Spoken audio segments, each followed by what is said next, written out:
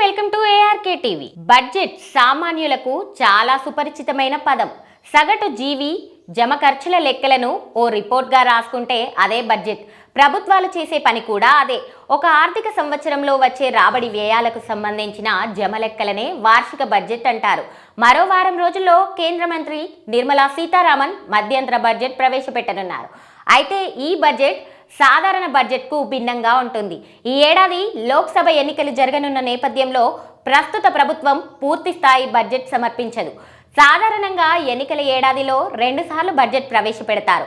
ఎన్నికలకు ముందు తాత్కాలిక బడ్జెట్, ఫలితాలు వచ్చిన తర్వాత ఏర్పడే కొత్త ప్రభుత్వం పూర్తి స్థాయి బడ్జెట్ ప్రవేశపెడుతుంది. సాధారణ బడ్జెట్లోగా మధ్యంతర బడ్జెట్లో అన్ని అంశాలు ఉండవు.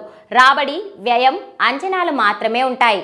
కొత్త హామీలు, విధాన ప్రకటనలు దాదాపు ఉండవు. మధ్యంతర బడ్జెట్లో ప్రభుత్వం కేవలం కొన్ని నెలల జమ ఖర్చులను మాత్రమే చూపుతుంది.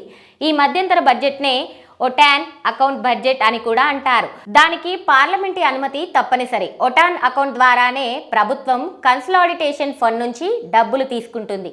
మధ్యంతర బడ్జెట్ కేవలం 2 నుంచి 4 నెలల కాలానికి మాత్రమే ఉంటుంది. ఒటాన్ అకౌంట్ పై చర్చలేమీ ఉండవు. కేవలం పార్లమెంట్ ఆమోదం మాత్రమే ఉంటుంది. సార్వత్రిక ఎన్నికల తర్వాత అధికారంలో వచ్చిన ప్రభుత్వం మళ్ళీ పూర్తి స్థాయి బడ్జెట్ను ప్రవేశపెడుతుంది. అందులో కీలకమైన ప్రతిపాదనలు చేర్చే అవకాశం ఉంటుంది. ట్యాక్స్లు, కొత్త పథకాలకు సంబంధించి నిర్ణయాలు కూడా ఉంటాయి.